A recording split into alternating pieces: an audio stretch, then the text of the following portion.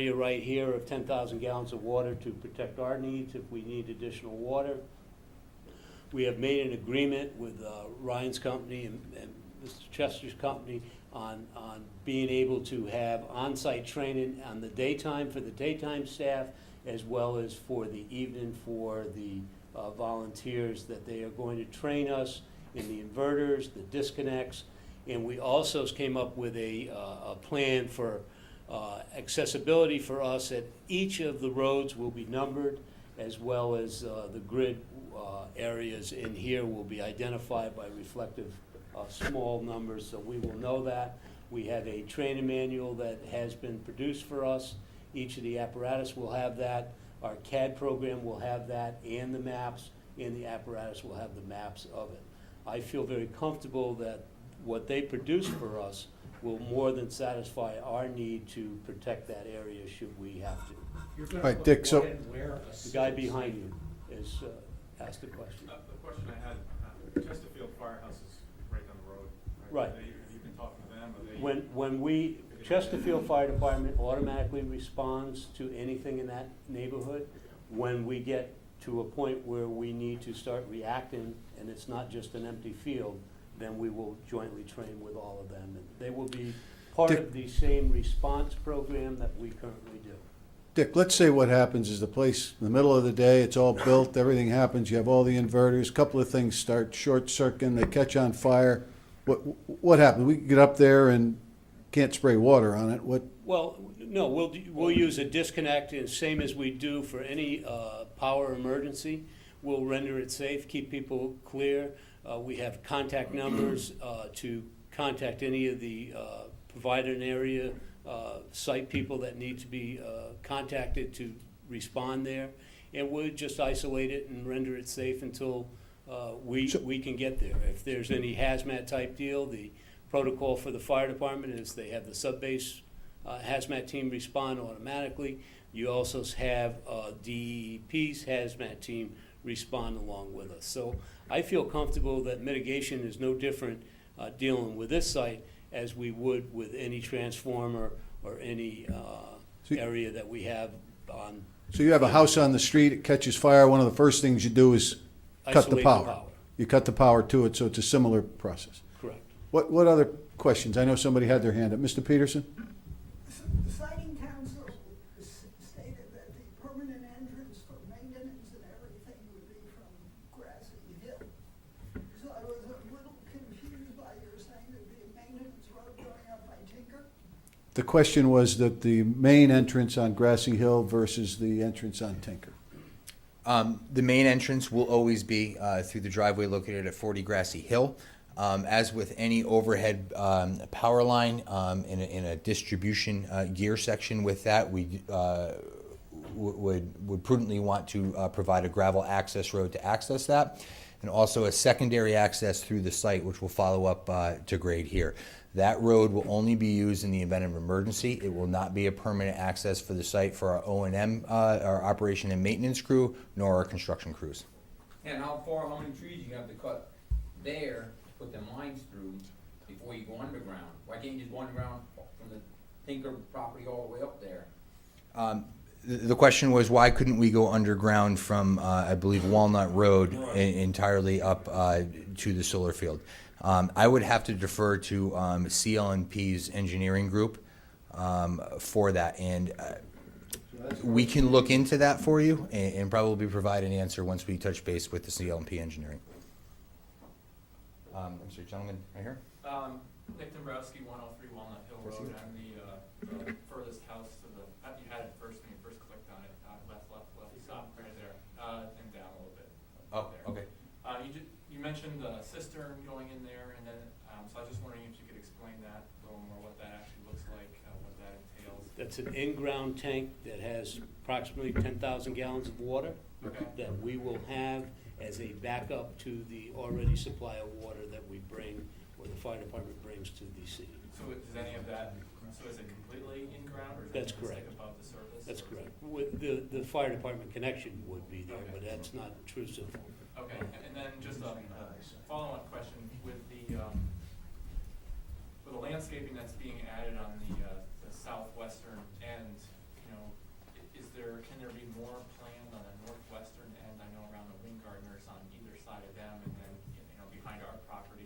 as well as a concern I have, there's a rock wall right that forms the back end of our property that's actually gotten a love tap by some machinery earlier in the construction project, and it's gotten pushed in, damaged a little bit by the road that the trucks are using for the access. Okay, so the question was, I think it was two parts. It was if additional vegetation can be installed along your property. I'm sorry, your name was again? Dombrowski, right here. This is your property here. And the second was concern about the stone wall, correct? Yes. Okay, I'm going to put the pointer here. Could you just tell me where the stone wall is? Is it It's right along the property line there. right here? Right there. Yeah, it actually goes all the way up to where the Wind Gardeners property is. Okay. Travis and I will look into that tomorrow when we're on site. And as the additional vegetation, we'll discuss that with Green Skies and provide an answer to you For soon. the original housing development that was going to go in, there was significantly more vegetation that was going to go in along all of the abutters, so that's why I bring that up. Okay. I'm sorry, I don't believe you spoke yet. We'll get to you just one moment. Flipping the conversation around a little bit, what would the town of East Lyme receive in revenue for this project? Millions. Paul, the question was, what would the town of East Lyme? Stand to gain from this. What's the value of the property? No, I believe are you from a tax standpoint or? From the revenue of the selling of the electricity, Oh. what would the town's portion be approximately? I don't know that we're involved in the sharing of the revenue from the electric sales. I believe our revenue is property taxes. The assessor's sitting two behind you. Okay, so, I'll step on him. She is expert at figuring those things out, but this is, this has been an important initiative for me for 2 years, is to make sure this becomes property taxable. And I know Andrew and I disagree on that. He would much prefer to have it non-taxable, but I think because of the footprint that it requires, and we've worked hard with the legislature. Ed Jutila, Penny Bacciotti is the state rep up in Summers, and the first selectman in Summers have all been working to make sure that this is property taxable. So it's the value of the equipment divided by $1,000 times the applicable mill rate. Will the value of the tax assessment for all the abutters go down? I don't know, I mean, the question would be related to if there were 18 houses there, does that implicate it? I don't know the answer to that. Donna, can you give us an educated guess on any implication, or is that something we wait and see, or? Well, your values are reflective of the market value. You would have to see that there is a drop in the value of your homes due to the solar farm being right in your own backyard. We will see as we progress with this. I don't want to say, yes, it's gonna drop 20,000 or, There would be 10,000, assessment but there. we have to see how the market reacts to this solar farm. All right, so the answer by the assessor was it's market-driven.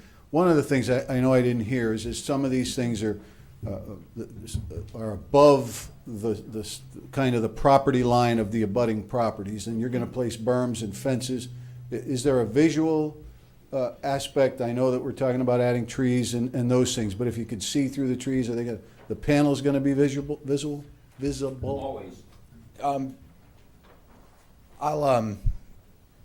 It's important to note that I believe Paul said the question, and it was over the microphone, so I won't repeat it. But the question basically is how much of this are the neighbors going to see at the end of the day?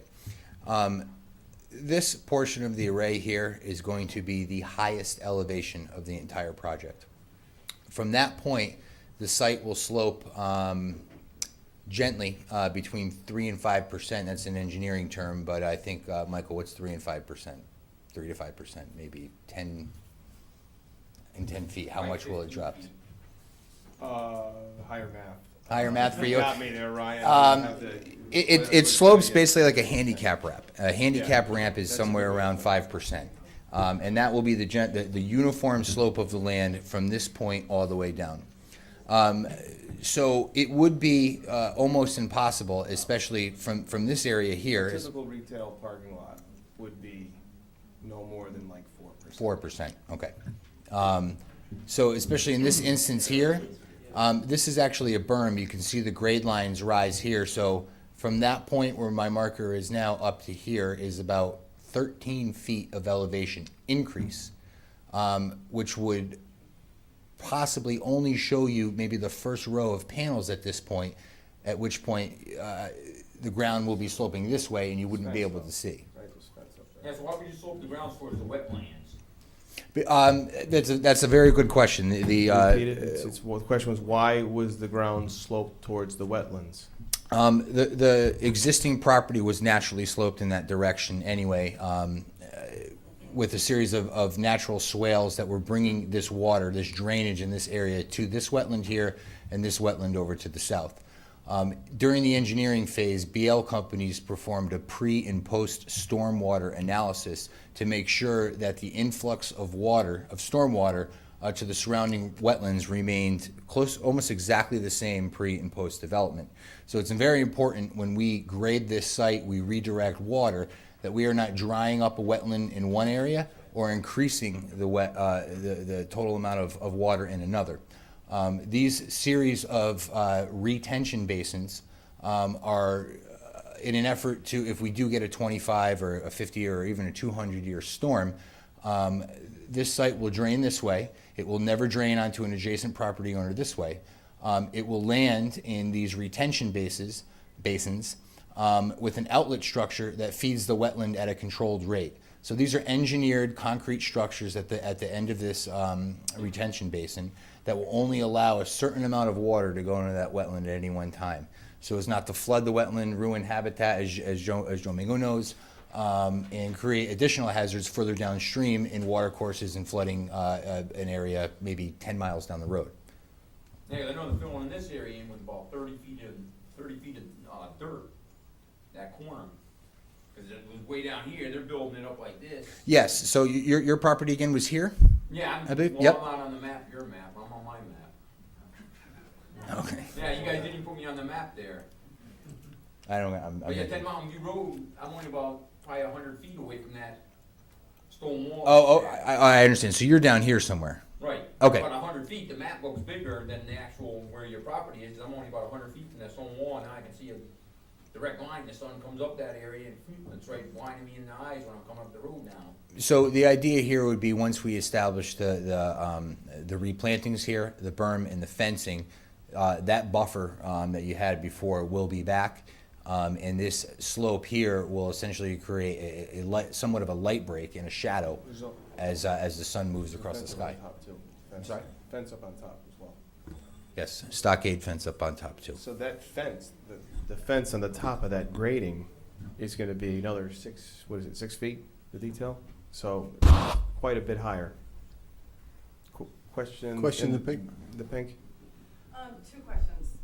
One, this one's kind of selfish. 83 Walnut Hill Road, the flag-shaped lot, next to it. Flag next to lot? her. Yeah, Yeah, the flag, that one. right there, the other It flag. looks like in the replanting there's a break, and if I remember seeing on plans, there was a gate or something. Is there something why there's a break in the replanting right behind my house?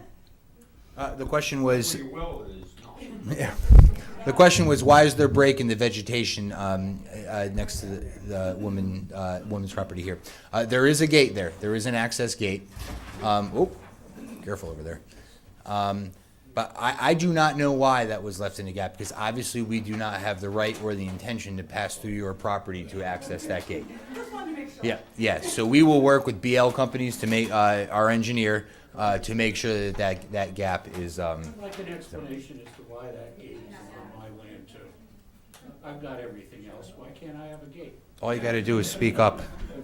I want to follow up on the We'll have lunch tomorrow and talk about it. tax relief. I assume that if one of your property lines abuts, you get a 25% reduction in tax. If three, then you'd have 75. But what I wanted to know, does that include the free electricity? that we're gonna get? Do you know, honestly, in Germany, If that is built near you, you You get get free free electricity. electricity. It's almost like a perk for just being close to that thing. Question over I'll here come in the, right back. Yeah. I'm sorry, Paul, did you want to? I was just gonna say, this gentleman has not Yeah, that's what I was going spoken to yet, next. so. Yeah, I've got a question about the sun reflecting off of the panels. Is that gonna be, it probably won't bother me because I live at the bottom of Mountain View Road, so I won't see it. But the people that sit in their houses are right next to it, will that affect their homes? I mean, where is there any reflection off the glass? There is actually little to no reflection off the glass. If we wouldn't be making any money if it was going back out into space. Well, So is the panels gonna follow the sun? no, these are stationary panels. So when the sun rises over here and sets over there, if it's over here, it's gonna hit the glass and go that way, no? But It's not gonna reach out and grab it. Just where you wanna. no, there will be no reflection. It's not. It isn't like. I know it's not a mirror. Yes, I correct. understand that. Yep. But even a flat piece of glass that you paint, or a car, per se, will still reflect something. I mean, On a certain angle. at a certain angle, it has to reflect something, right? Just to know, every panel will be tilted due south this way. So any light reflected off that, the majority of it, if it was reflected, will be pointing south this way through the array. The sun will come up in the east over here and travel that way. But Andrew, I don't know the percentage of light that gets absorbed from a solar panel. Yeah, sure. But- I mean, solar panels are actually built to absorb light, not reflect light. There's been quite a few studies done because solar panels have been started to be installed at airports, and this has been a huge question that state agencies have had throughout the country. So numerous engineering firms have done extensive studies on the reflectivity of solar panels, and they have been approved, and they are now at countless airports throughout the nation. So there's very little to no reflective qualities that you'll be experiencing. Okay, moving, I'll go to him and then we'll come back over to you. Gentleman in orange. Comment first for this gentleman, and then some questions. If you go to John DeAlon's property, he's got solar panels there, you can take a look and see what kind of reflection. And there doesn't seem to be any whatsoever. Probably about 4 questions here. You stated after the 20-year life cycle, they should go to restore the property to a natural state. Does that include replacing the trees that were cut down? So the question was if after the 20-year cycle of the current contract with power contract, whether or not the trees would be restored if Green Skies chose to go in the direction of removing the panels and not seeking a renewal. And then it's undetermined right now. The second question, how do you intend to maintain those maintenance of those drainage basins? The question is how do we intend to maintain the drainage basins? Typically, you can answer that. There's very little maintenance with those at all. Typically, you'd have if sediment does build up in them over time, usually they're moved by small hand tools. But we don't foresee there being a lot. It's not like a commercial site that's generating a lot of sediment. So I don't think you're going to see a lot at all. They're all going to be planted, as Ryan mentioned earlier, with a grass seed mix that's maintenance free. Zoya grass. So will it be part of a constant maintenance cycle to check them? Absolutely. The question was, is it part of a constant maintenance cycle to check the basins? Yes. Okay. In the original plans, you had a maintenance building at the south end. Doesn't appear to be on this plan. Original plan showed a maintenance building at the south end. There is no longer a proposed building. No building. Reason being, Wasn't needed. I think it wasn't part of the final approval. but it was part of this, it was what you gave to all the people that approved this project. Everybody who approved this project had this in their. Yeah, I can answer that. During the siting council approval process, I believe someone from the school district made comment to, we had mentioned that we would potentially invite school children to the site and explain how the solar system works. and use that facility also as somewhat of a teaching classroom. That was, by comment of the local townspeople, not wanted, so we in effect removed it completely from our plans. I know a great place that would make a great classroom. And I'm sorry, gentleman in orange, did you have one more question? And then we're coming over to there. Who is checking the property to be sure it's properly graded? Does the town have any input to it? Does the siting council have any input to this? You wanna say? Or is this your company that's Yep. doing it and that's it? The question is who's checking our work as we build according to the plans? The onus is on us to build things appropriately. We're gonna be required to provide a full set of as-built drawings, which we have to ensure that what we're building meets the intent of the original documents. So, in addition to that, there is ongoing inspections by the local authority, and also in terms of, from a technical standpoint, we'll have a third-party testing agency from time to time out testing what we're doing, just like any commercial project. But at the end of the day, I'm sorry? As well as Green Skies. So there's 3 layers. There's a local authority, our client, Green Skies Renewable Energy, and a third-party testing agency. But the last, BL companies too. our engineer, BL Companies, is also going to be out to the site. But at the end of the day, we're required by contract to construct this in accordance with the plans and specifications, and then provide documentation of that when we're done. Okay, and final question. I see you've got a turnaround at the north end. And there was a question certainly about trying to get the property away from the town's property. Is there any reason that you couldn't put that cul-de-sac down lower and put the panels up higher? The question deals with whether or not we can relocate the cul-de-sac.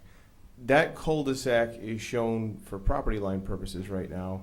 The line work that you're seeing is really just boundaries.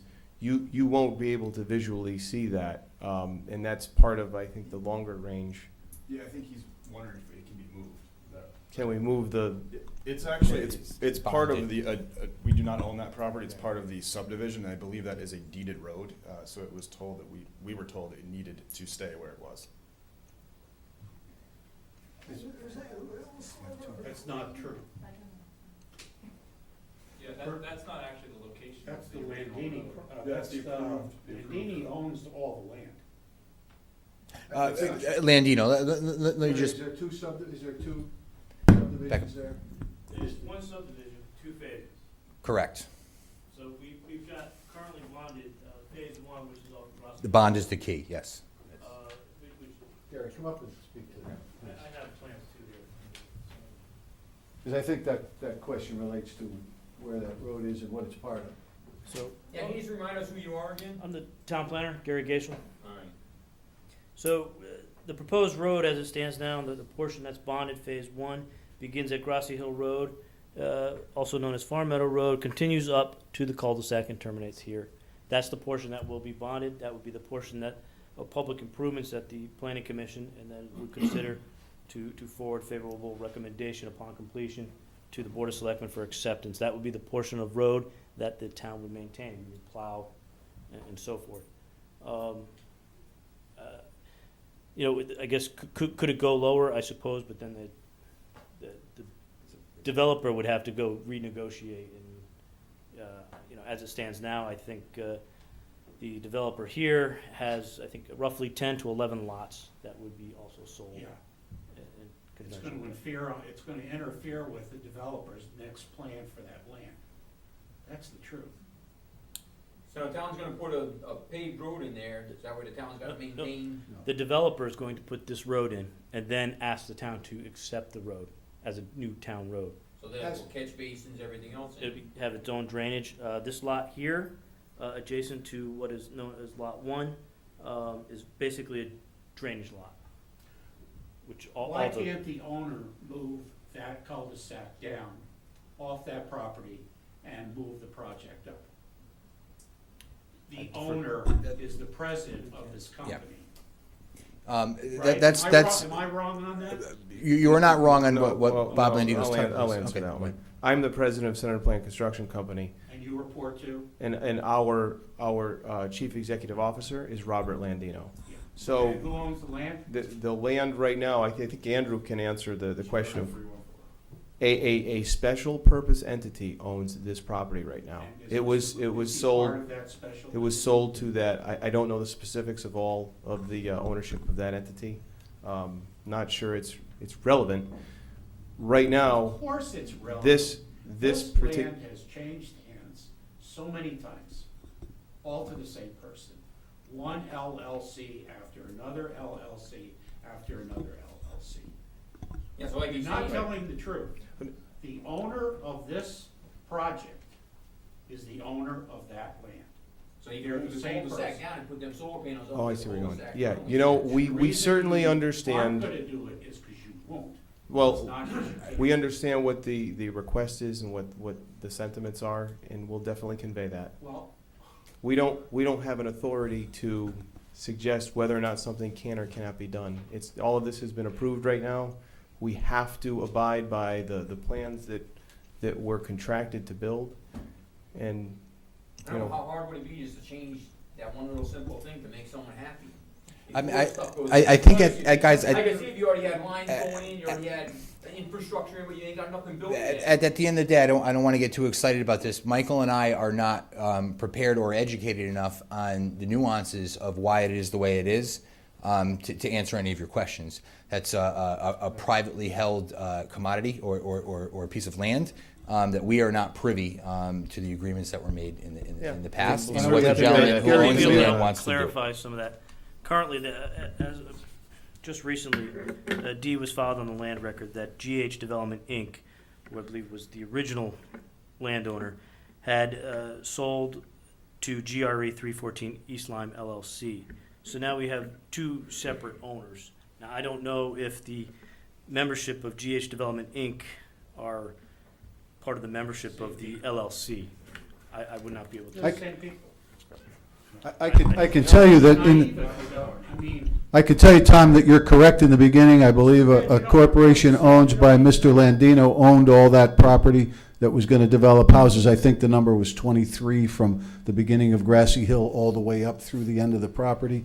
And then he kind of reduced that, and he probably made separate LLCs for, development and tax and liability purposes. So I think you're right that he's a there is. brilliant man. He owns the project. Yep. And he owns the land. And he sends people who can't speak for him.